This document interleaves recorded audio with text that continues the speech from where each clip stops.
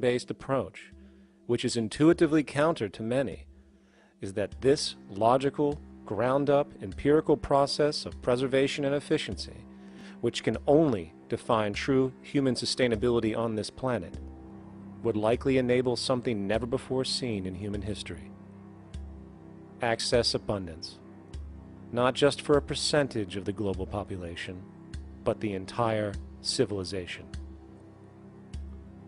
This economic model, as was just generalized, this responsible systems approach to total Earth resource management and processes, designed again to do nothing less than take care of humanity as a whole in the most efficient and sustainable way, could be termed a resource-based economy. The idea was defined in the 1970s by structural engineer Jacque Fresco.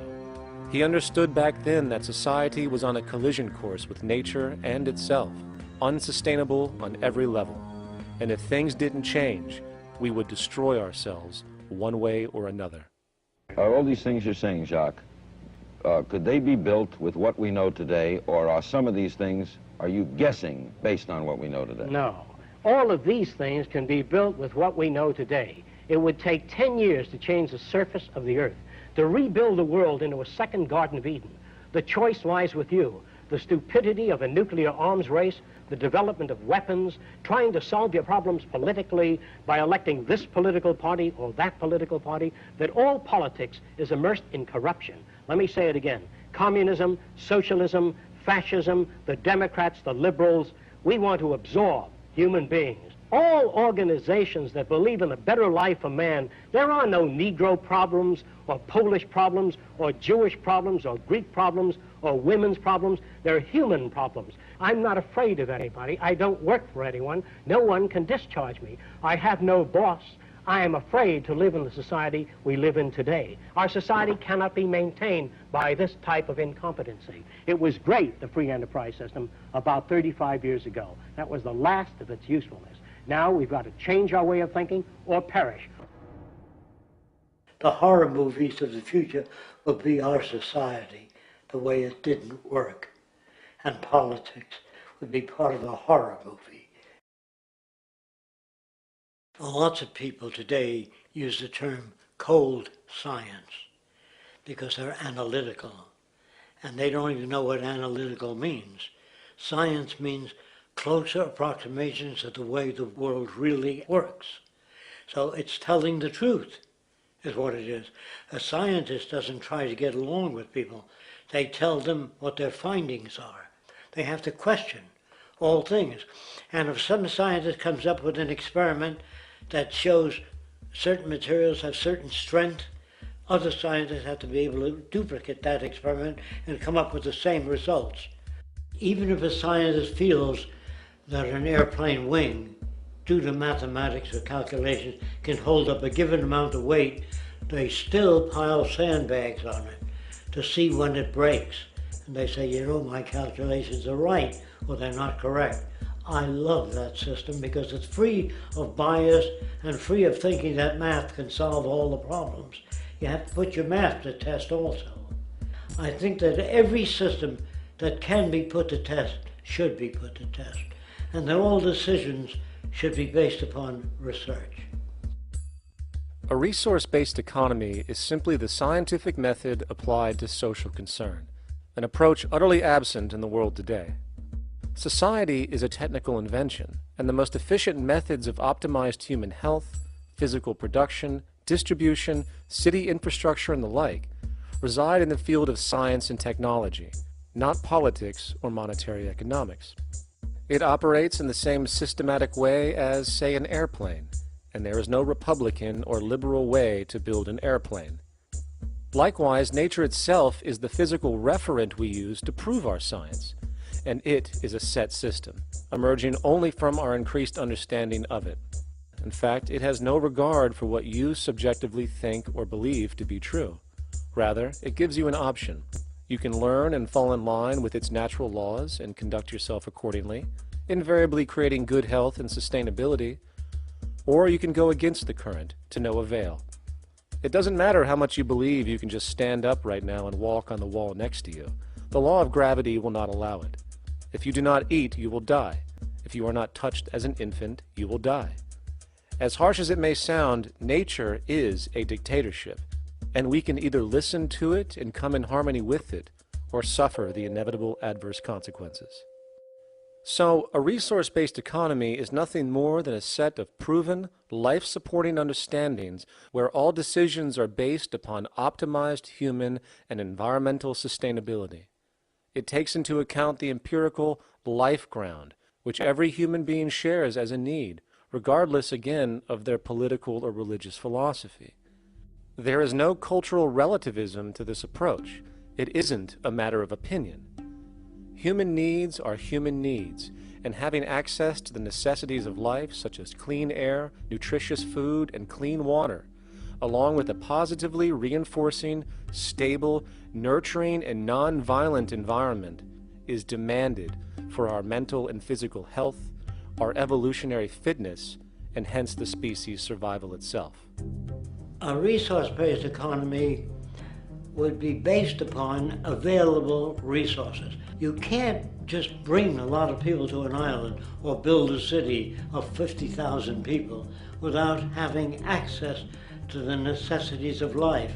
So when I use the term a comprehensive systems approach, I'm talking about doing an inventory of the area first and determining what that area can supply, not just architectural approach, not just design approach, but design must be based on all of the requirements to enhance human life. And that's what I mean by an integrated way of thinking. Food, clothing, shelter, warmth, love, all those things are necessary. If you deprive people of any of them, you have a lesser human being, less capable of functioning. As previously outlined, a resource-based economy's ground-up, global, systems approach to extraction, production, and distribution is based upon a set of true economic mechanisms, or strategies, which guarantee efficiency and sustainability in every area of the economy. So, continuing this train of thought regarding logical design, what is next in our equation? Where does all this materialize? Cities. The advent of the city is a defining feature of modern civilization.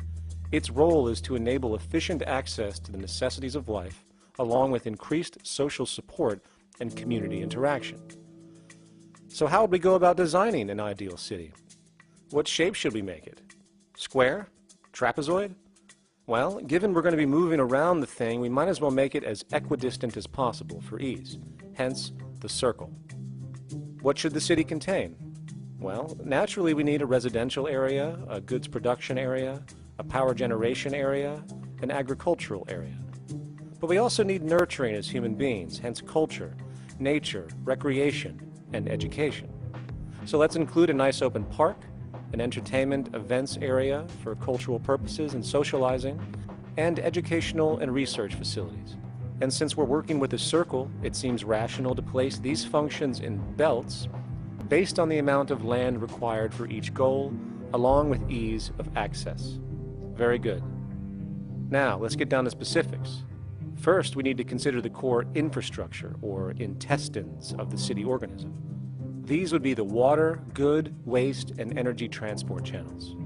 Just as we have water and sewage systems under our cities today, we would extend this channeling concept to integrate waste recycling and delivery itself. No more mailmen or garbage men.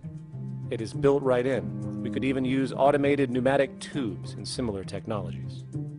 Same goes for transport. It needs to be integrated and strategically designed to reduce or even remove the need for wasteful, independent automobiles.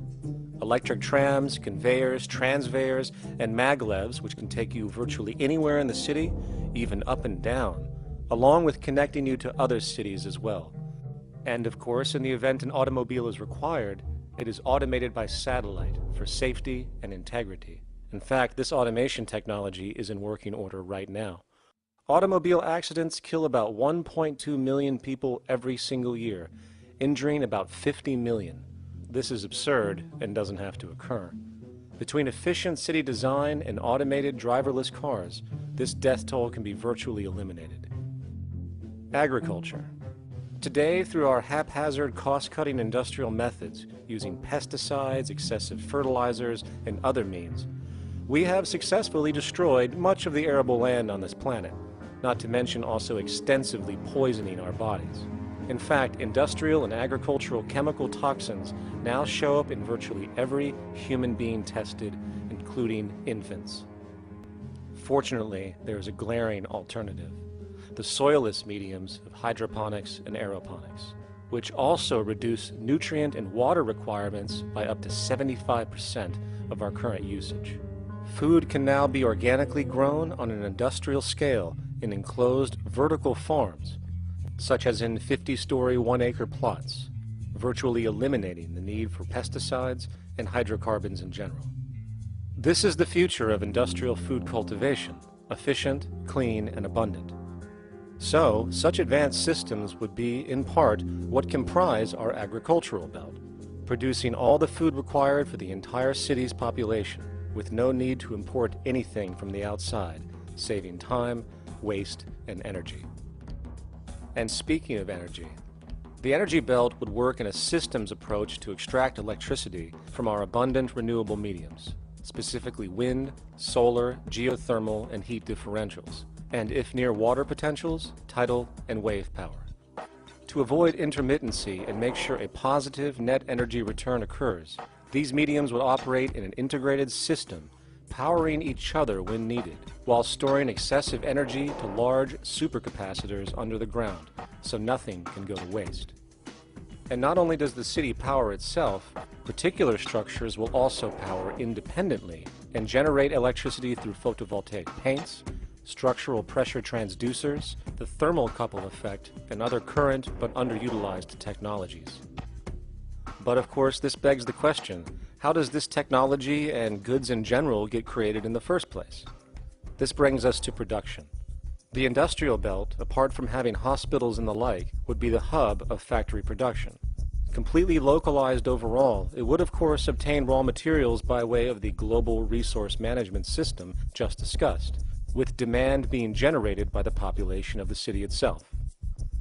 As far as the mechanics of production, we need to discuss a new, powerful phenomenon which was sparked very recently in human history and is on pace to changing everything. It's called mechanization, or the automation of labor. Well, if you look around you, you'll notice that almost everything that we use today is built automatically. Your shoes, your clothes, your home appliances, your car, and so on, they are all built by machines in an automatic way. Can we say that the society has not been influenced by these major technological advancements? Of course not. These systems really dictate new structures and new needs, and they make a lot of other things obsolete. So we've been going up in the development and use of technology in an exponential way. So definitely automation is going to continue. You cannot stop technologies that just make sense.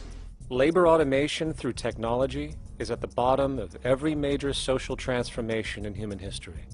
From the agricultural revolution and the invention of the plow, to the industrial revolution and the invention of the powered machine, to the information age we live in now through essentially the invention of advanced electronics and computers.